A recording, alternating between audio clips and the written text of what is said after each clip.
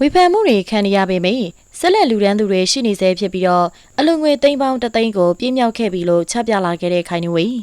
မင်္ဂလာပါပရိသတ်ကြီးရှင်အခုတင်ဆက်ပေးမယ့်အကြောင်းအရာလေးကတော့ဝေဖန်သူတွေရှိနေပေမယ့်သူမကိုယုံကြည်စွာဆက်လက်လူဒန်းနေကြသူတွေရှိနေစေဖြစ်ပြီးငလင်အတွက်လူငွေတက်တက်ကိုပဲငွေကျပ်သိန်းပေါင်း3သိန်းထိပြင်းမြောက်သွားခဲ့ပြီဖြစ်တဲ့အကြောင်းသိပေးပြောကြားလာသူပရိုက်တာမင်းသမီးကြီးခိုင်နွေရဲ့အကြောင်းလေးကိုဖော်ပြတင်ဆက်ပေးမှာပဲဖြစ်ပါတယ်ရှင်ပရိုက်တာမင်းသမီးကြီးခိုင်နွေကတော့ပြီးခဲ့တဲ့ရက်ပိုင်းအတွင်းမှာအလူရှင်တဦးရဲ့မှားလွဲမိတဲ့ငွေကြေးကိုပြန်လွှဲပေးဖို့ကြံ့ကြာနေတဲ့ကိစ္စဖြစ်စဉ်နဲ့ပတ်သက်ပြီးတော့ဝေဖန်မှုများစွာရရှိခဲ့ပြီးတော့သူမလုပ်ကင်နေတဲ့ပရိုက်တာလုပ်ငန်းတွေပေါ်မှာလည်းတန်တရားနဲ့ပြောဆိုဝေဖန်မှုတွေရှိခဲ့တာပဲဖြစ်ပါတယ်။အလူရှင်များစွာရဲ့ယုံကြည်မှုတွေကိုရရှိထားသလိုစွန့်ပစ်ကလေးပေါင်းများစွာကိုကယ်တင်ပေးနေတဲ့သူမရဲ့ပရိုက်တာလုပ်ရက်တွေအကုန်လုံးဟာဒီဖြစ်စဉ်ကြောင့်လူပြောများရတဲ့ဘက်ကိုရောက်သွားခဲ့တာပဲဖြစ်ပါတယ်။မင်းသမီးခိုင်နေဝေဟာယခုလက်ရှိမြန်မာနိုင်ငံမှာကြုံကြိုက်ရင်ဆိုင်နေရတဲ့ငလင်ဘေးကြီးမှာအလူငွေများစွာရရှိထားတဲ့ပရိုက်တာအသင်းဖြစ်တယ်လို့သူမကိုယ်တိုင်လည်းကွင်းစင်းကထိထိရောက်ရောက်နဲ့လူကိုယ်တိုင်သွားရောက်လူတန်းပေးခြင်းတွေကိုပြုလုပ်ဆွမ်းဆောင်ပေးခဲ့တာပဲဖြစ်ပါတယ်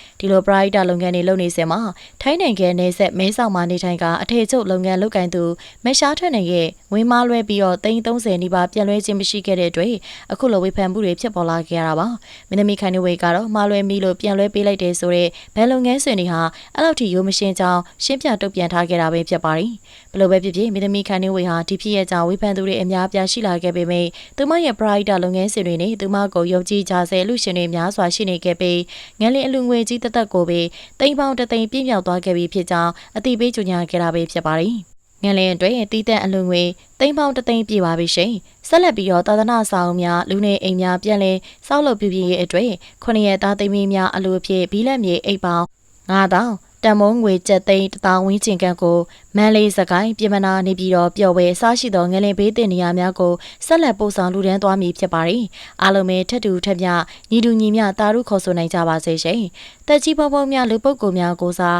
အလူလက်ခံပေးပါတော်သူများအားလုံးကိုလည်းအထူးပင်ကျေးဇူးတင်ရှိပါတယ်ရှင်ဆိုကသူမဆက်လက်လူဒန်းသွားမဲ့လုပ်ငန်းစဉ်တွေကိုပွင့်လင်းစာချပြပြောခဲ့တာပဲဖြစ်ပါတယ်။သိန်းပေါင်း3သိန်းထိပြည့်မြောက်ဖို့ဆိုတာပရိုက်တာလုပ်ငန်းတွေအတွက်တော်တော်လေးခဲနေတဲ့ကိစ္စဖြစ်ပြီးတော့မြန်မာနိုင်ငံကပရိုက်တာသင်းတွေထဲမှာအမြင့်ဆုံးငွေကြေးအလူကိုရရှိသွားခဲ့တာပဲဖြစ်ပါတယ်။ဒီလိုများပြလာတဲ့ငွေပမာဏကြီးကိုရရှိထားတဲ့ပရိုက်တာသင်းကြီးဖြစ်လို့ငလင်ဘေးတင်ဒေသတွေအားလုံးကိုစီစနစ်မမှန်နဲ့ထိရောက်စွာလူဒန်းပေးနိုင်ဖို့ပရိသတ်တွေကအားပေးပြောဆိုခဲ့ကြတာပဲဖြစ်ပါတယ်။အချို့ပရိသတ်တွေကတော့မင်းသမီးခိုင်နေဝေကိုဝေဖန်မှုတွေကျူးမဆိုင်ဘဲဒုက္ခရောက်နေသူတွေကိုဆက်လက်ကူညီပေးဖို့တောင်းဆိုမှုတွေပြုလုပ်ခဲ့ကြတာကိုတွေ့ရတာဖြစ်ပါတယ်။အလူငွေသိန်းပေါင်း3သိန်းထိပြည့်မြောက်ရရှိခြင်းဟာမြန်မာနိုင်ငံရဲ့တရားတရားအင်အားကြီးမှပုံကိုပြလိုက်တာပါပဲနော်မြန်မာလူမျိုးတွေရဲ့တရားတရားကတော့တကယ့်ကိုမှအမခန့်ကိုယူစရာပါပဲရှင်အားပေးနှဆင်ခဲ့ကြတဲ့အတွက်အားလုံးကိုကျေးဇူးတင်ပါတယ်